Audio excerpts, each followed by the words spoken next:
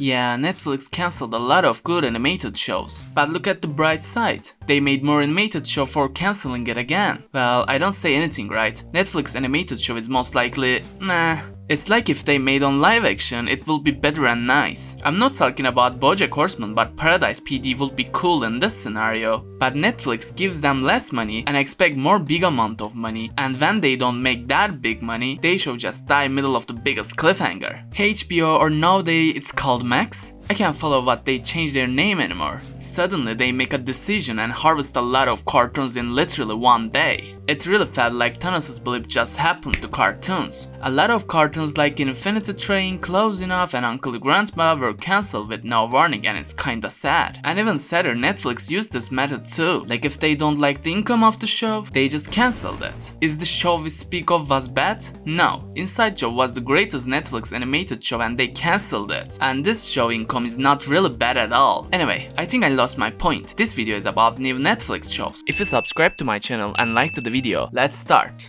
Captain Fall. Captain Fall is so fun actually. I'm saying this because it's so underrated. Really guys, you have to give it a try. There are two different stories going on in this show, and one of them is about this boy. His name is Jonathan Fall, and he's kinda lame, but it's not his fault actually. His family not giving him much attention that he needs to get, so he's shy and socially awkward. Also, his father is a famous ship captain and he wants to be one of them too. Another story about this ship and its crew. They are pretending to be like a normal ship with a normal crew. So the story starts with a police raid. After a lot of crimes, they finally find out the big guy behind this, that captain. Captain does not understand what the police do, but that police don't buy it and cock him. But one of the police see a bunch of crew member and the waifu material talk with each other but doesn't give much attention to them. Yeah, you probably get it, they are the actual criminals. And they use the captain for the bait. Because if the police has got a clue about this ship, they think the mastermind is the captain. Sounds kinda stupid, but I can say it's a funny story to watch. After that we see our main character, Jonathan. He's eating his sandwich in the, I guess it's a university cafeteria? Whoa, it looks like a jail.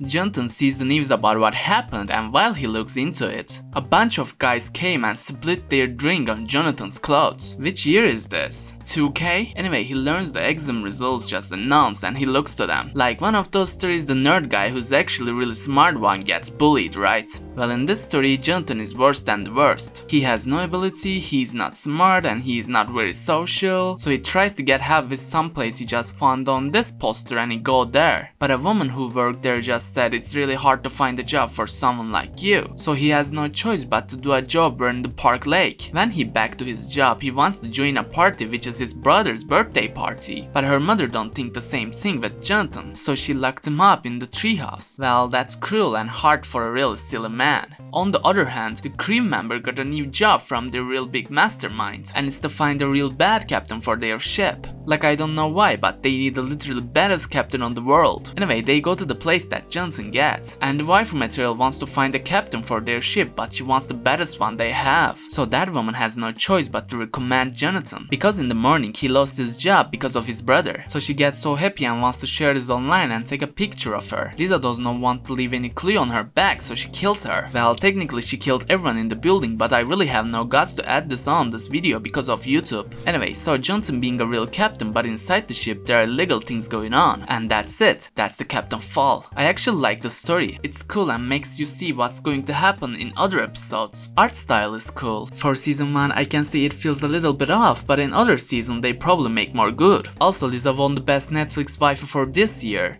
Skull Island. Skull Island started on a ship. Is that the new thing? Some people chasing a girl who has handcuffed hands. When the girl is about to get captured, she make a fire on the ship and she can make a way to escape for herself. After the title, we see a kid and his father. That kid wants to go to the university, but his father makes another plan for him. His father is a professor who's searching for monsters and he wants to make his son's career just like him. After some time, the boy sees a person on the sea. This is the girl who escaped the other ship, so that guy helps her and gets her into the deck. When she woke up, she creeped out. Everyone tried to calm her down, but she didn't let her guard down. When that happens, the other ship gives them a signal and the girls say it could be dangerous, but Charlie's dad wants to go and look at it. While they look into the ship suddenly disappears and everyone confuses. Meanwhile, Charlie tries to flirt with that girl, but he does not make very well, honestly. Well, after he finds out he can make more conversation with her, she talking about the monster that destroys ships. So he talked with his father about about this. When his father heard that, he got excited and wanted to talk with her, but they find out she had started destroying stuff. At first they think she got mad, but she says she had taken that intruder. When Charlie's father asks about who she is and when she is about to talk, that intruder wakes up and takes a knife. But when he is about to talk and wants the girl and they hopefully talk about what's going on there, he is caught by an octopus and gets into the ocean. After they get to the deck, they find out some kraken-like octopus surrounds them and wants to try to sink the ship. Octopus attacked the ship and that boy I never mentioned lost his father and the ship sank. After some time, Charles and that boy find themselves on an island, and that's it. That's the Skull Island. Well, I definitely can say the animation are just so nice. Instead of all the Netflix animated shows, this show made a traditional animation style, and for a series like this, it really needed. They do 3D backgrounds, but I can't say it's bad. Characters looks like a bit pointless and dull, so does the show's story, but it's probably worth a try.